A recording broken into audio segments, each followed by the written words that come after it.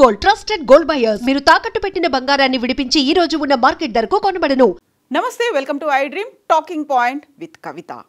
కర్ణాటకలోని హసన్ జిల్లాలో 2 నెలల్లోనే 20 కార్డియాక్ మరణాలు సంభవించాయి. దీని మీద కర్ణాటక రాష్ట్ర CM Siddaramaiah high level committee, expert కమిటీతో ఒక ఎంక్వైరీని ఏర్పాటు చేశారు. దాంట్లో కార్డియాలజిస్టులు కూడా ఉన్నారు. 10 రోజుల్లో ఆ కమిటీ నివేదికని అందజేస్తోంది. దీనికి ప్రధానమైనటువంటి కారణం కోవిడ్ వ్యాక్సిన్ ఏమైనా సడన్ కార్డియాక్ డెత్స్కి కారణమవుతోందా?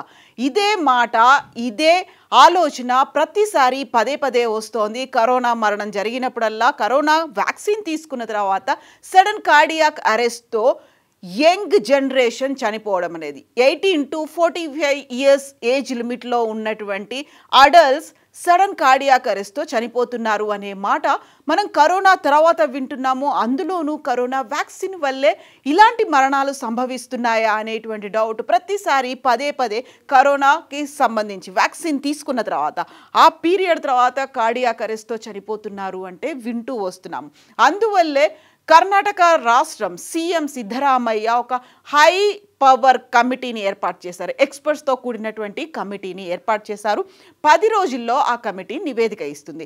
కరెక్ట్గా మంగళవారం రోజు హై పవర్ కమిటీ, ఎక్స్పర్ట్ కమిటీని ఏర్పాటు చేశాము అని కర్ణాటక రాష్ట్ర ప్రభుత్వం అనౌన్స్ చేసిన వెంటనే కేంద్ర ప్రభుత్వం హెల్త్ డిపార్ట్మెంట్ ఒక నోటుని రిలీజ్ చేసింది. దాంట్లో చాలా క్లియర్గా ICMR గతంలో చేసినటువంటి స్టడీ రిపోర్ట్ని, అలాగే ప్రస్తుతం ఎయిమ్స్ చేస్తున్నటువంటి స్టడీ రిపోర్ట్ను కూడా అందజేసింది. సో ఆ రిపోర్ట్కి సంబంధించి ICMR and NIE, national institute of epidemiology, Indian council of medical research, ICMR Indian council of medical research కేంద్ర ప్రభుత్వం ఫండ్స్తో నడుస్తోంది.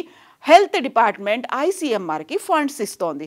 అందులో NIE చేసినటువంటి రిపోర్ట్కి సంబంధించి సారాంశం ఏంటంటే, దాదాపుగా సంవత్సరంన్నర క్రితం రిపోర్ట్స్ అనే ఒక స్టడీ అనేది చేశారు. అది కరోనా వ్యాక్సిన్కి, హార్ట్ అటాక్స్కి ఏమైనా సంబంధం ఉందా అనేది. ఆ రిపోర్ట్ని మనం చూస్తున్నాము. Extensive studies by ICMR and AIIMS on sudden deaths among adults post-COVID have conclusively established no linkage between COVID-19 vaccines and sudden deaths అనేవి.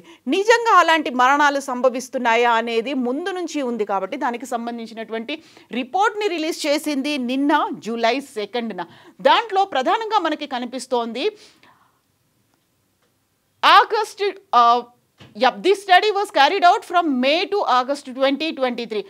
దేశవ్యాప్తంగా ఉన్నటువంటి 47 ప్రభుత్వ హాస్పిటల్స్కి సంబంధించినటువంటి చేసిన స్టడీ 19 రాష్ట్రాల్లో, యూనియన్ టెరిటరీస్లో చేశారు.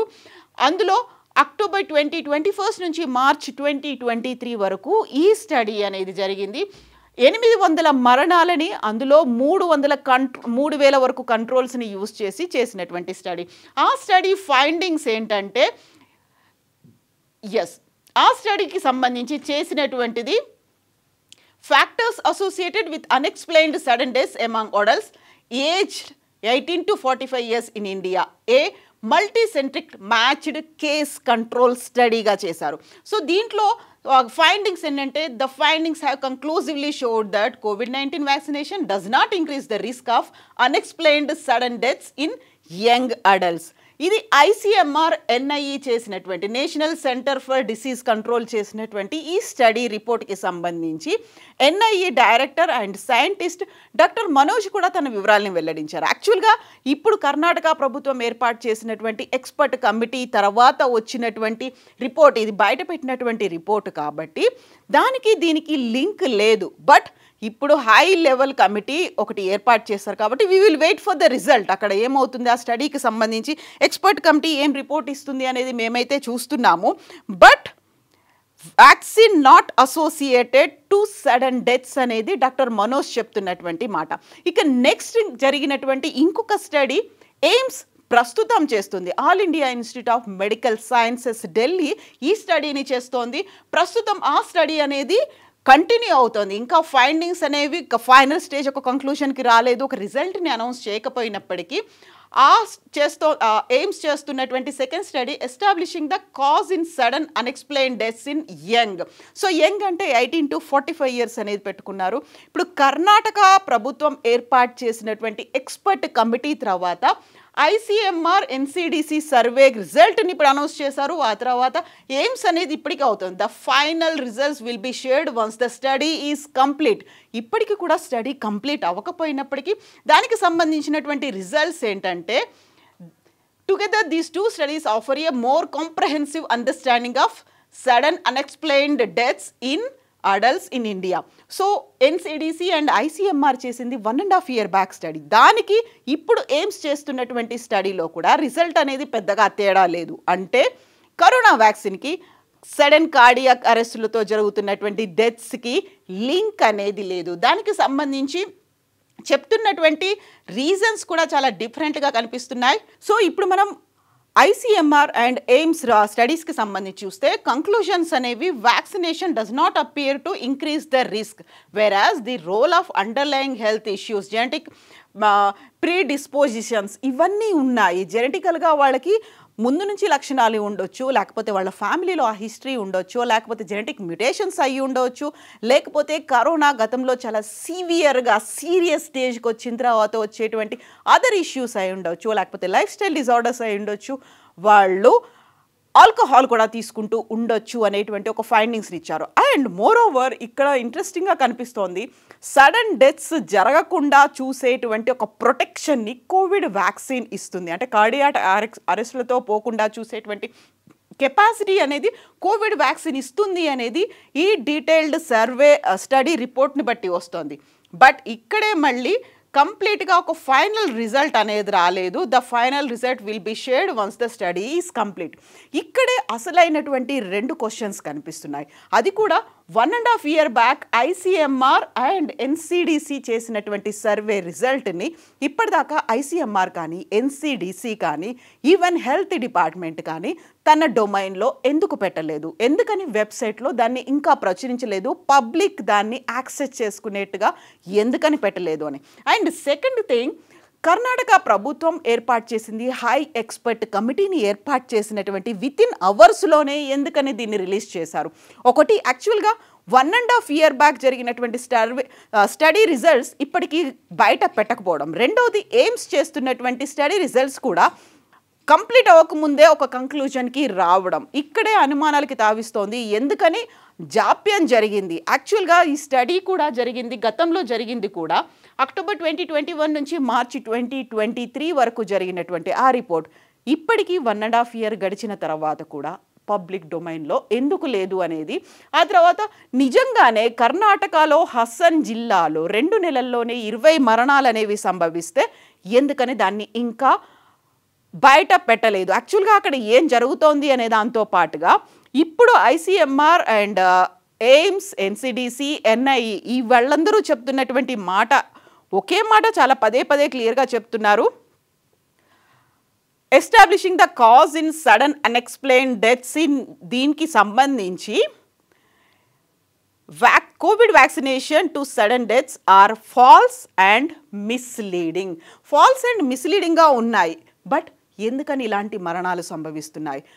కేవలం హసన్ జిల్లాకి సంబంధించి చూసుకుంటే 2 నెలల్లోనే 20 మరణాలు, అది కూడా 18 నుంచి 45 ఏళ్లలోపు ఒక యంగ్ ఏజ్లోనే రావడం, చనిపోవడం అనేది సో అలార్మింగ్ సిచ్యువేషన్ ఉంది అని కర్ణాటక ప్రభుత్వం చెప్తోంది. దానికి కోవిడ్ రిలేటెడ్గా ఏమన్నా ఉన్నాయని ముందు నుంచి కార్డియాలజిస్టులు కావచ్చు, అదర్ సీనియర్ డాక్టర్లు కూడా కోవిడ్ తర్వాత ఇలాంటి సడన్ డెత్స్ పెరిగాయని, అందరికీ ఆ వ్యాక్సిన్ సూట్ అవ్వలేదు అనడంతో పాటుగా వాళ్ళలో ఇమ్యూనిటీ అనేది ఏమైనా తగ్గిందా, దాంతో పాటుగా సడన్ అరెస్టులు జరగడం, బ్లాకేజెస్ ఏమైనా ఉన్నాయి, వీటన్నిటికీ సంబంధించి బోల్డ్ అని అనుమానాల్ని డిఫరెంట్ ఒపీనియన్స్ని వ్యక్తం చేస్తూ వచ్చారు సీనియర్ డాక్టర్లు, కార్డియాలజిస్టులు. బట్ ఇప్పుడు మాత్రం ఎయిమ్స్ అండ్ ICMR చేసినటువంటి స్టడీ రిపోర్ట్స్ మాత్రం చాలా క్లియర్గా అదే మాట చెప్తూ వస్తున్నారు. బట్ ఏం జరగబోతోంది? ఈ government of India remains committed to evidence based public health research to protect the well being of citizens. So scientific evidences లేకుండా సైన్స్ కావచ్చు, మెడికల్ టెక్నాలజీ కావచ్చు, దీన్ని మనం నమ్మడానికి లేదు. యాక్చువల్గా ప్రతిదానికి సైన్స్ ఎవిడెన్స్ అనేది ఉండాలి. బట్ సైన్స్ ఎవిడెన్స్ అది చూపించట్లేదు అని ICMR and AIIMS NCDC, NIE ఇవన్నీ కూడా చెప్తున్నప్పుడు ఈ కాజ్, ఆ లింకేజ్ అనేది ఏం జరిగింది, దీనికి సంబంధించి $1 మిలియన్ క్వశ్చన్గా ఉంది.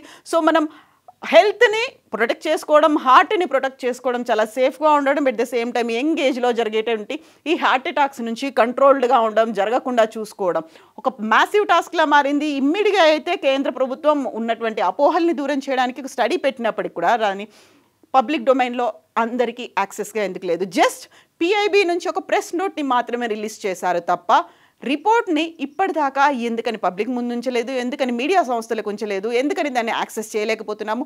జస్ట్ ఏ పీరియడ్లో ఎక్కడెక్కడ ఏ రాష్ట్రాల్లో ఏ యూనియన్ టెరిటరీస్లో ఎంతమంది శాంపిల్స్ తీసుకున్నారు, ఎంతమంది మరణాలకు సంబంధించి కంప్లీట్ ఫ్యామిలీ హిస్టరీ అంతా స్టడీ చేశారా, లేకపోతే దానికి సంబంధించి ఒక మోడల్ అనేది ఉంటుంది, స్టడీకి సంబంధించినటువంటి మోడల్ అనేది ఉంటుంది, ఏ మోడల్లో ఆ స్టడీ చేశారు, వీటన్నిటికి సంబంధించి అయితే వివరాలు రాలేదు. బట్ 10 రోజుల్లో హై పవర్ కమిటీ అనేది, ఎక్స్పర్ట్ కమిటీ అనేది కర్ణాటక హసన్ జిల్లాకి సంబంధించి ఒక రిపోర్ట్ని ఇవ్వబోతోంది. ఆ రిపోర్ట్లో ఏం చెప్పబోతున్నారు, అది కూడా $1 మిలియన్ క్వశ్చన్గా ఉంది. బట్ ఒక సైంటిఫిక్ ఎవిడెన్సెస్ కావాలి కాబట్టి ఎస్ దీనికి దానికి లింక్ లేదు అనుకున్నప్పుడు పబ్లిక్ డొమైన్లో కూడా పెట్టాల్సినటువంటి అవసరం అయితే ఉంది. యాక్చువల్గా మీరేమనుకుంటున్నారు, నిజంగానే లింక్ అనేది ఉందా, లేకుంటే ఫాల్స్ ఇన్ఫర్మేషన్, మిస్లీడింగ్ ఇన్ఫర్మేషన్ని మనం కన్జ్యూమ్ చేస్తున్నామా, దాంతోనే మనం ఇయర్స్ టుగెదర్ దాన్ని క్యారీ అవుట్ చేస్తున్నామా? యాక్చువల్గా కోవిడ్ వ్యాక్సిన్కి సడన్ కార్డియాక్ అరెస్ట్లు, సడన్ డెత్స్, అది కూడా యంగ్ పీపుల్లో రావడానికి కారణాలు ఏమై ఉంటుందని మీరు అనుకుంటున్నారు? కామెంట్స్ రూపంలో తెలియచేయండి.